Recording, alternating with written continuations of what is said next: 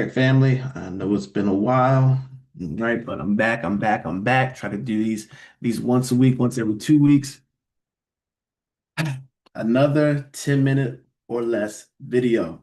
Right. If you don't know me, brother Mike, I say shalom, shalom, which just means peace, and yana thumb, which means I love you all. Remember, these lessons is for edification, not destruction. Okay, this is so people can be edified. All right. So this lesson is dealing with uh, a prophet is not accepted by all. Okay. Once again, I'm going to be very specific because this is time sensitive message. All right. So we try to do it under 10 minutes. Let's dive into it. This is Luke chapter 4. All right. Luke chapter 4. And I'm going to give y'all two spots today. I'll give y'all two verses related to the same thing. Luke chapter 4 and verse 24. This reads, and he said, verily I say unto you, no prophet is accepted in his own country. Right? His home country. Prophet is not accepted. Okay? And we're going to go to the other one that gives a little more detail. What we need to realize is when you are going and, doing this walk, speaking the truth and doing those kind of things, do not think that everybody's going to accept you. All right. But more specifically, place you grew up with. All right. Your home country. People are not going to accept you. Right. Some of it's not for godly, because you're just speaking truth. Some people won't accept you because you're speaking truth, and that intimidates and that make people feel uncomfortable that don't want to do truth. So that is an aspect. That's a certain aspect. Small portion, but that can be a point. However, majority of it, okay, I would say I'll bring it home to me, okay?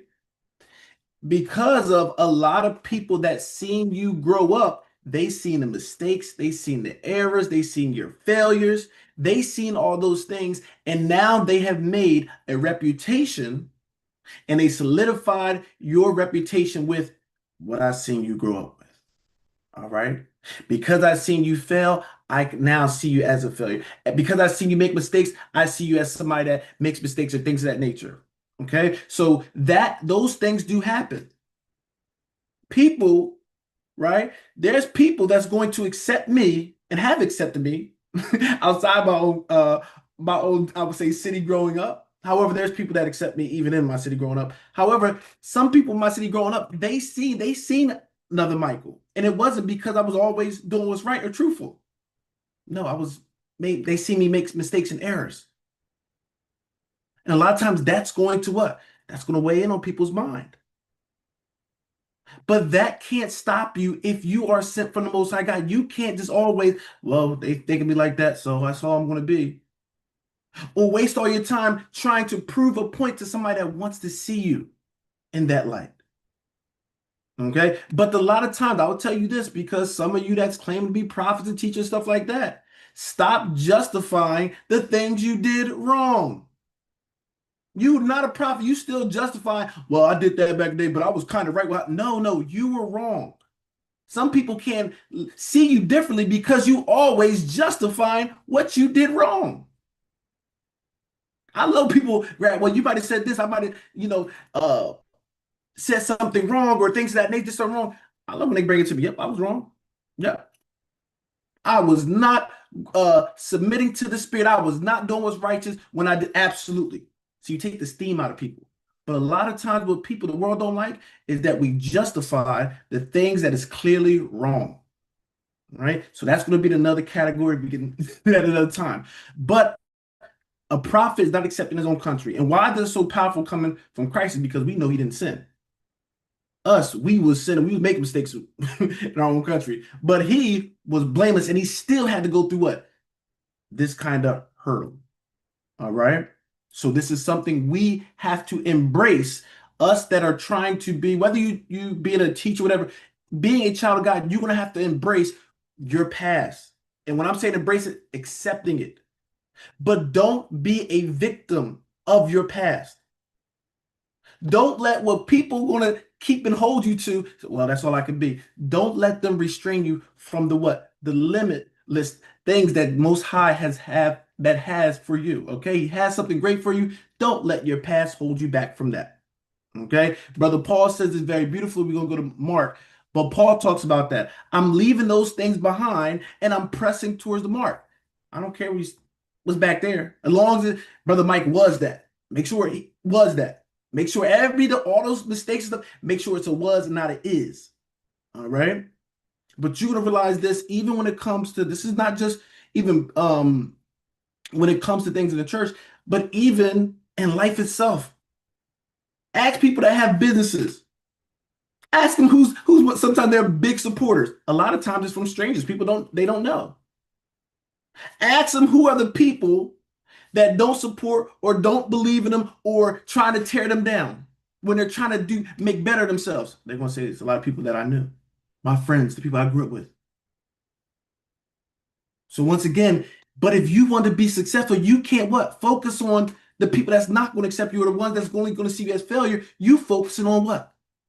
The potential, the future. If you want to be righteous, you want to be great in God, you got to focus and look ahead and stop looking back. I'm not trying to clean up what I did. I'm going to what? I'm going to use that to catapult what God is doing for me. So when people say, man, I heard you was this, and this, guess what? I was. And the more truth and everything I get, I'm like, man, I thought I was just doing a little bit of sin. I was doing little things wrong. The more truth you get, like, man, I was in a bad shape. But I use that as a strength to further and help other people out. And that's what it's about.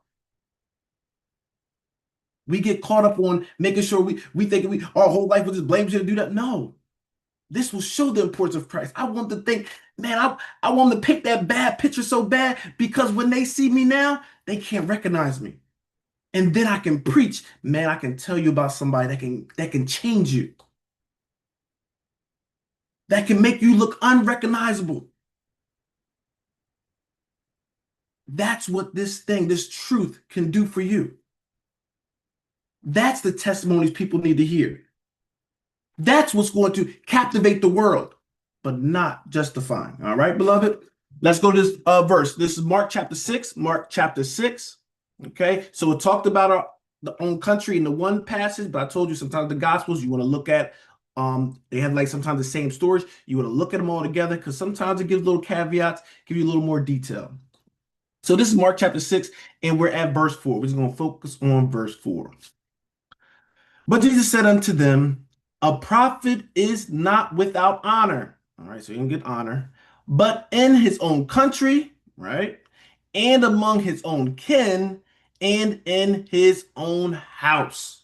All right. So as a prophet, as a messenger, all those kind of things, guess where you're going to have problem getting that honor from?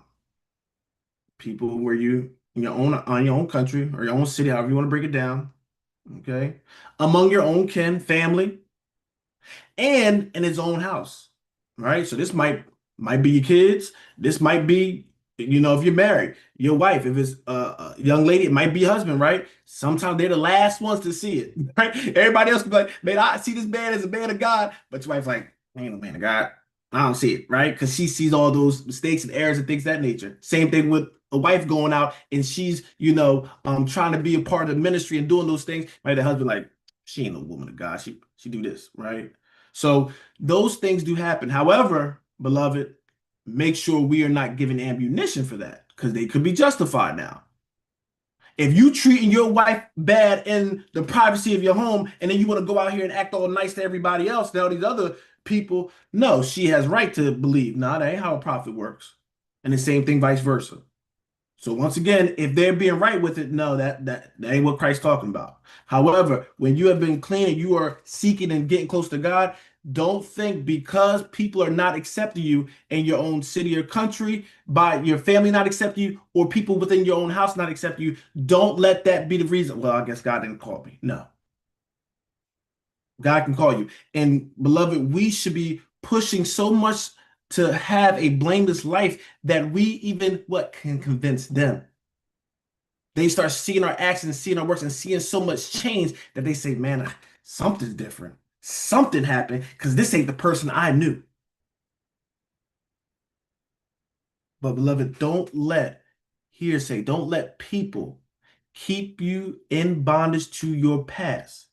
You will not be successful in this walk if you always looking back. If you made a mistake, accept the mistake and what? Move forward. There's some people their whole life trying to what? Justify and, get people, convince people of their past that's never going to see them more than what they see them as. And you can waste your whole life trying to convince them. While we got a whole world that need to know the truth about God. So this is for anybody that's, going and striving to be the best they can be in God and feeling like, I don't know if I'm called because so and so don't accept me as this person that got it. Don't worry about none of that. That's irrelevant. If God told you what you're going to be, there's nothing that can stop you from that. Your family can't stop you. Your friends can't stop you. So let's focus on what God has for us. All right. This starts in the church realm, beloved, but it's not just in the church, even in life. Okay. Y'all that's trying to be successful. All right. Don't let people's thoughts hinder you from what God has for you. Right. Hopefully I'm under that 10-minute mark. Love it. I'm going to end y'all with that. I'm going to end it with that. Once again, take these words for edification, not destruction. Don't weaponize them. All right. This is to edify you. And so once again, Brother Michael, brother, teacher at Lions of Zion. Remember, if you want to learn more about the Bible, we have classes and things open for all to listen to. All right. We're going to end it there. And I say shalom, which means peace, and ayana habatham, which means I love you all. I truly do. Peace, family.